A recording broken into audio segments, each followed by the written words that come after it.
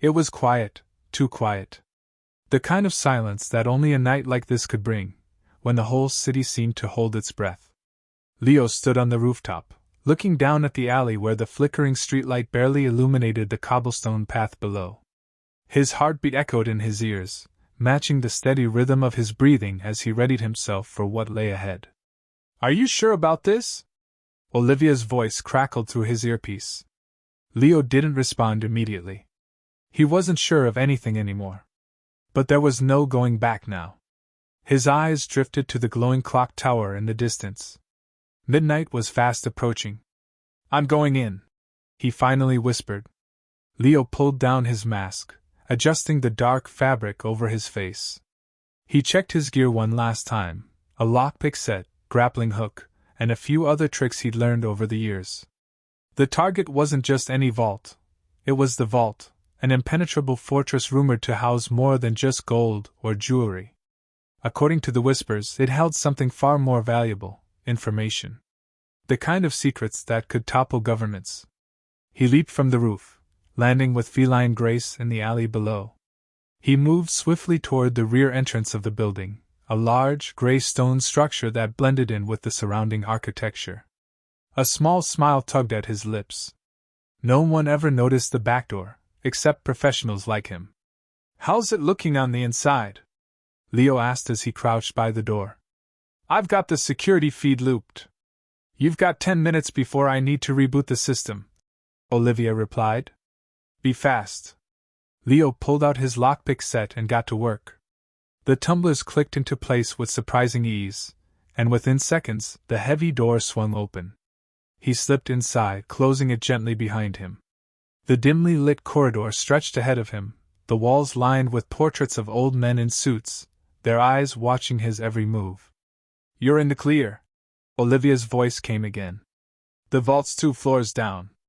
Take the service stairs." Leo moved quickly but cautiously, his footsteps silent on the polished marble floors. His mind raced, replaying the plan over and over again. He'd studied the blueprints of this place for weeks, every possible angle, every security measure in place. And still, there was a nagging feeling in the back of his mind. Something felt off. As he descended the narrow staircase, the temperature seemed to drop. The cool, stale air clung to him like a second skin. He pushed the thought aside and focused. The vault was near. "Third door on the left." Olivia's voice was barely a whisper in his ear now. "Code's 4579. You're almost there." Leo found the door, a thick steel frame that led to the lower levels. He punched in the code, and with a soft beep, the door clicked open. The hallway beyond was darker, more ominous. He could almost feel the weight of the vault at the end, like it was drawing him in. As he approached the final door, the massive metal structure came into view. The vault was as intimidating as he'd imagined. No keypad this time, just an old-fashioned combination lock. But that wasn't an issue. He'd come prepared. Olivia's voice returned. 5 minutes, Leo. The system's going to reset soon." "Got it," Leo said, crouching in front of the lock. His fingers deftly manipulated the dial, listening carefully for the telltale clicks of the internal mechanism. He'd cracked dozens of safes like this before, but there was something different about this one. The tumblers moved in ways that didn't feel natural. He bit his lip in concentration, feeling the weight of every second ticking by. Finally, with a faint click, the vault door creaked open. "You're in," Olivia said, relief evident in her voice. Leo stepped inside, his eyes adjusting to the low light. But what he saw wasn't what he'd expected. The room was small, almost claustrophobic. Shelves lined the walls, but instead of gold bars or stacks of cash, there were only dusty file boxes. In the center of the room, a single metal case sat on a pedestal, gleaming under a spotlight. "Is that it?" Olivia asked, her voice uncertain. Leo approached the case cautiously, his gut screaming at him that something was wrong. He reached out, fingers brushing the cold metal. He hesitated for a moment, then flipped the latch. Inside the case was a small, black device, like a USB drive but bulkier, with strange symbols etched into its surface. It didn't look like any tech Leo had ever seen. What the hell is that? Olivia's voice was sharp now. Leo, grab it and get out. We're running out of time. Leo grabbed the device, slipping it into his jacket. As soon as he did, a high-pitched alarm blared through the vault, the sound echoing off the walls. Leo! Olivia shouted. Security's onto us. Get out of there now! He didn't need to be told twice.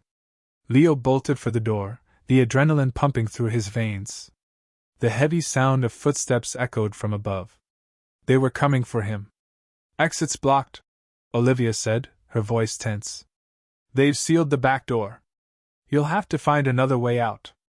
Leo swore under his breath as he sprinted down the hall. He turned a corner and spotted a ventilation shaft above him.